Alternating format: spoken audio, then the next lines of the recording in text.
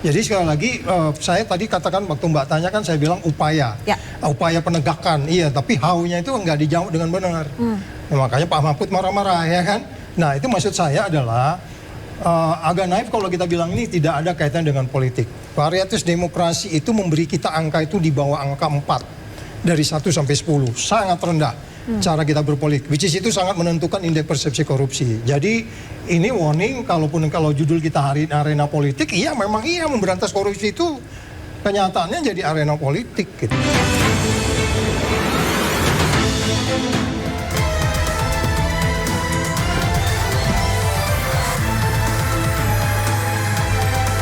Selamat berjumpa di Arena Politik, ruang diskusi yang menghadirkan data, fakta, dan berbagai sudut pandang untuk menguji isu-isu besar yang sedang menjadi perhatian publik.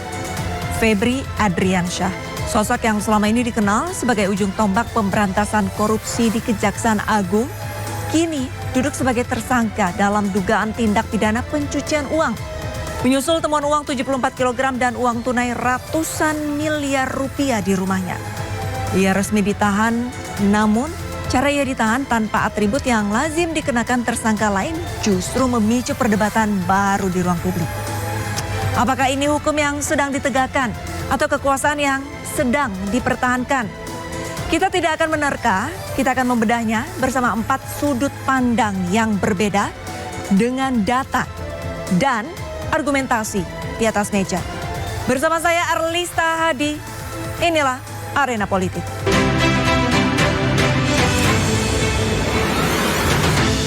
Untuk membahasnya kita panggilkan 4 narasumber istimewa kita.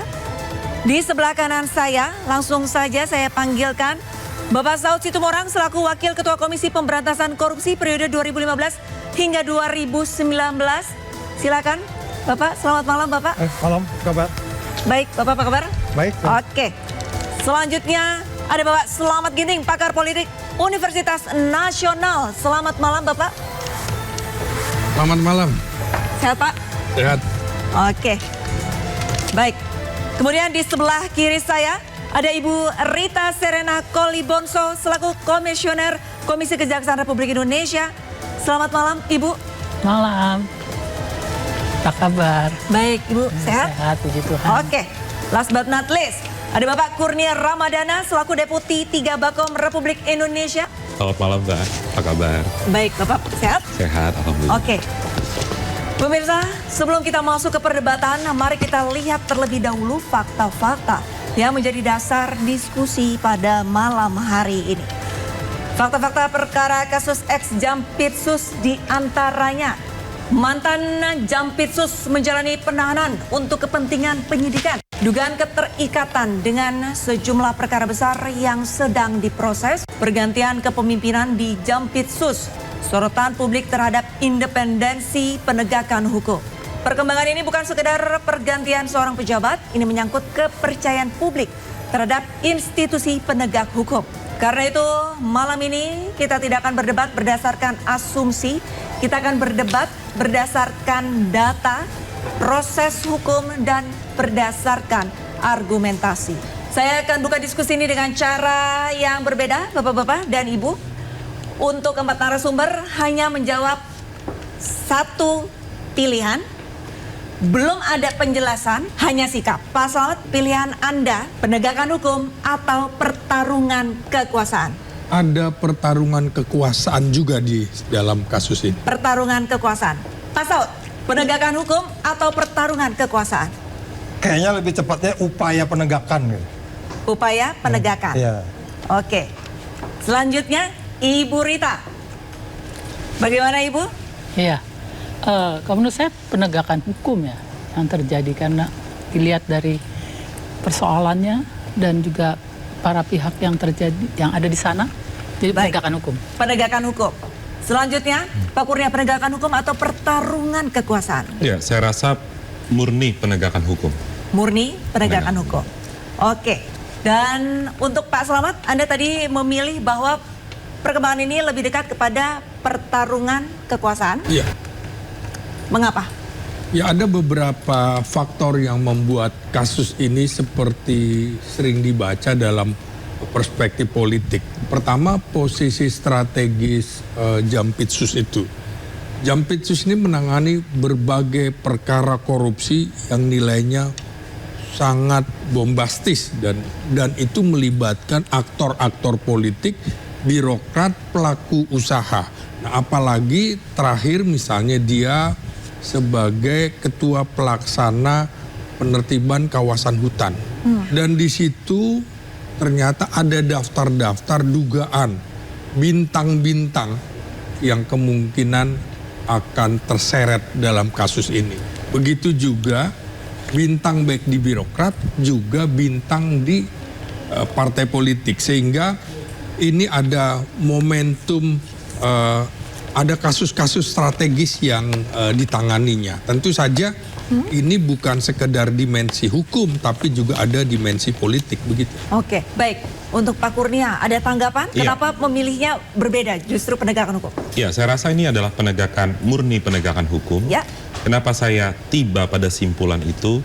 Sebab kalau kita runtut dari awal, jelas penyelidikannya kapan, dilakukan oleh kepolisian pada tahap awal, naik di tingkat penyidikan, ada beragam upaya penegakan hukum atau istilah hukumnya ada upaya paksa, ada penggeledahan, penyitaan yang berdasarkan izin pengadilan, ada penetapan tersangka, kemudian ada tindakan upaya paksa beberapa hari lalu berupa penahanan. Kalaupun dikatakan seperti ada terkait dengan kekuasaan, toh hari ini tersangka tersebut sudah tidak lagi berstatus sebagaimana jabatan sebelumnya, yaitu Jaksa Agung Muda Pidana Khusus. Sehingga sikap dari pemerintah jelas mendukung upaya penegakan hukum dan menjamin penegakan hukum ini berjalan objektif, independen, dan tanpa intervensi pihak manapun. Demikian. Tanggapannya Pak Slamet. Ini memang menurut saya ada momentum politik. Jadi ketika sebuah perkara muncul di tengah pergantian, perubahan konfigurasi kekuasaan, pergantian pejabat atau konsolidasi pemerintahan baru, publik ya cenderung menghubungkannya dengan dinamika elit. Mengapa? Karena memang belum tentu benar, tetapi persepsi seperti itu mudah berkembang di tengah-tengah publik. Mengapa ada persaingan elit? Karena gini ya, di dalam ilmu politik itu, institusi penegak hukum dapat menjadi arena kompetisi kepentingan apabila terdapat aktor yang memiliki kepentingan yang berbeda. Namun untuk menyatakan bahwa sebuah kasus itu merupakan bagian dari pertarungan elit, diperlukan bukti yang kuat, bukan sekadar dugaan. Maka kalau kita lihat bagaimana perhatian media dan opini publik yang berkembang, pemberitaan yang intens disertai komentar baik tokoh maupun pengamat itu dapat memperkuat sebuah hipotesis bahwa perkara ini memiliki dimensi politik di luar aspek hukum, begitu. Baik, ada tanggapan dari Ibu Rita mungkin? Iya, kalau saya tadi sampaikan ini terkait dengan penegakan hukum ya. Ya. Semua yang disoroti ya, proses penegakan hukum seperti yang tadi disampaikan, kaitannya dengan semua proses, apakah pemeriksaan terhadap orang ataukah juga barang bukti yang ditemukan yang kemudian menjadi perhatian publik ya. Itu semua adalah proses penegakan hukum ya, baru di tahap awal ya. Dan kemudian juga kenapa kami sebagai Komisi Kejaksaan mengawasi hal ini, karena menyangkut aparat penegak hukum, dalam hal ini kejaksaan. Jadi aparat penegak hukum yang selama ini menjadi bagian dari proses penegak hukum dalam rangka pengumpulan sebagai penyidik dan lain-lain. Jadi proses selanjutnya yang terjadi dengan kemudian pergantian posisi jabatan dari aparat penegak hukum yang sedang bertugas karena terlibat, yang ini menjadi satu hal yang menjadi pengamatan kita semua. Itu pun juga dalam rangka pengisian posisi jabatan yang kemudian harus diisi karena proses penegakan hukum di dalam institusi yang besar seperti Kejaksaan Agung itu harus berjalan terus, karena tidak hanya satu persoalan ini saja yang sekarang menjadi perhatian kita semua, mega korupsi istilahnya yang diperbesar. Tapi intinya ini akan menjadi bagian dari pemantauan kita terhadap proses penegakan hukum di negara yang kita cintai sebagai negara hukum ini, dan bagaimana kemudian masyarakat dan juga lembaga-lembaga yang terkait bekerja ya di dalam persoalan ini. Jadi saya kira itu yang menjadi bagian yang menarik perhatian semua pihak, terutama Komisi Kejaksaan dalam hal ini. Baik, tapi tadi sempat disampaikan memang ada penegakan hukum tapi dibumbui oleh unsur politik. Nah ini bagaimana? Mungkin tanggapannya Pak Kurnia? Iya, saya kira kalau terkait dengan persepsi masyarakat, kekhawatiran masyarakat, saya rasa sudah mulai dijawab oleh aparat penegak hukum. Misalnya yang pertama terkait dengan upaya perlindungan terhadap pihak tertentu. Saat ini dijawab dengan sudah dilakukan upaya paksa.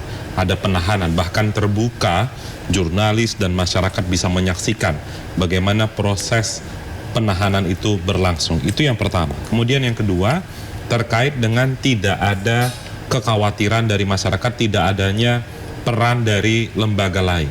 Saat ini sudah dijawab, ada supervisi yang dilakukan oleh KPK. 2. Ketiga, misalnya ada kekhawatiran perpecahan di internal aparat penegak hukum. Pekan lalu kita sudah melihat bagaimana soliditas penegak hukum itu diperlihatkan. Kapolri datang ke sejumlah kantor penegak hukum, salah satunya ke Kejaksaan Agung. Di sana dilihat bagaimana Kapolri dan Jaksa Agung berkomitmen dan menyatakan tidak ada permasalahan di antara dua institusi ini dan menjunjung tinggi upaya penegakan hukum dan soliditas demi menjaga trust dari masyarakat. Selain itu juga ada kekhawatiran tidak ada pengganti, misalnya posisi Jampitsus. Toh hari ini sudah definitif ada Jampitsus Pak Kuntadi. Sehingga kekhawatiran masyarakat itu tidak salah, boleh dilontarkan, akan tetapi yang menjadi concern dari cabang kekuasaan eksekutif, pemerintah maupun penegak hukum itu memperlihatkan atau menjawab keraguan itu dengan penjelasan-penjelasan yang logis dan tetap berorientasi pada upaya penegakan hukum, tidak ada dibumbui atau diwarnai aspek-aspek politik tertentu. Demikian. Oke, ada tanggapan dari Pak Saud mungkin? Iya, kalau dikatakan bahwa ini ada politisasi, dari awal indeks persepsi korupsi atau Transparansi Internasional sudah memasukkan satu variabel bahwa memberantas korupsi itu memang kaitannya dengan politik. Nah, cuman kita kan di situ nggak mau tersesat juga. Kenapa? Karena kalau kita bicara politik, pasti Anda akan bicara politik yang mahal di Indonesia. Anda harus bicara political corruption, state captured corruption, itu dari atas sampai bawah korup semua itu. Makanya angkanya 34 indeks persepsi korupsinya. Jadi sekali lagi saya tadi katakan waktu Mbak tanya kan saya bilang upaya. Ya. Upaya penegakan, iya, tapi how-nya itu nggak dijawab dengan benar. Nah, makanya Pak Mahfud marah-marah ya kan. Nah, itu maksud saya adalah agak naif kalau kita bilang ini tidak ada kaitan dengan politik. Varietas demokrasi itu memberi kita angka itu di bawah angka 4 dari 1 sampai 10, sangat rendah. Cara kita berpolitik, which is itu sangat menentukan indeks persepsi korupsi. Jadi ini warning, kalau judul kita hari ini arena politik, iya memang iya memberantas korupsi itu kenyataannya jadi arena politik gitu. Karena biaya politik cuma yang ditangkepin semua itu kan tim sukses rata-rata itu. Itu politik. Jadi tapi kan bagaimanapun kan akhirnya kita bertanya ini penegakan hukum, yes. Kalau nggak bisa juga ditahan itu orang gitu kan. Ada KUHAP yang mengatur di situ, ada undang-undang KPK yang mengatur di situ, dia bisa ngambil alih. Walaupun ngambil alihnya kok kelihatannya poco-poco banget gitu ya kan. Harusnya dari awal dia harus sudah bisa menentukan bahwa ini harus saya ambil alih, kemudian dititipin di KPK. Kemudian harapannya mereka bisa perform untuk kemudian menjabarkan ada time frame. Sebelum 17 Agustus berani nggak nih udah masuk naik dilimpahkan ke pengadilan. Jadi artinya ya akhirnya kita politik lagi gitu. Karena kita tahu juga KPK itu bagian dari pemerintah. Ya politik memang gitu kalau mau kita lihat. Gitu kaitannya. Oke, ada tambahan Pak Selamat? Bacaannya pertama dari pendekatan institusional. kita harus bisa melihat bahwa kasus ini dapat dipandang sebagai ujian terhadap independensi kejaksaan. Karena apa? Jika proses ini berjalan sesuai hukum tanpa intervensi, maka institusi justru menunjukkan profesionalisme. Kita ingin profesionalisme kejaksaan, profesionalisme KPK, dan juga profesionalisme kepolisian. Maka kita juga harus bisa melihat dari pendekatan elit politiknya. Nah, sebagian mungkin melihat bahwa perkara ini hanya bagian dari kompetensi pengaruh di antara elit negara. Namun klaim itu menurut saya memerlukan bukti yang dapat diverifikasi. Ini bukan kesimpulan faktual.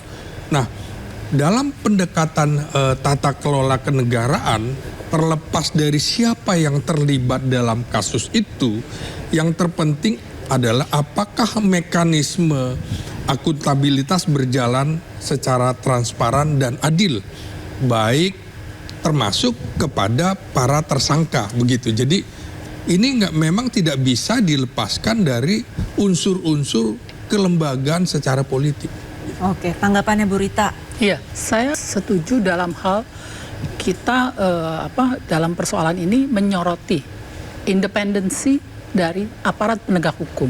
Aparat penegak hukum di dalamnya memang ada kejaksaan, ada kepolisian, kemudian juga di satu sisi independensi yang disodorkan oleh insan adiaksa, misalnya dalam hal ini kejaksaan, yang menjadi selama ini menjadi objek untuk pengawasan kami, ya kan, perilaku, kemudian juga kinerja, dan juga terutama yang penting adalah dalam menjaga integritas institusi.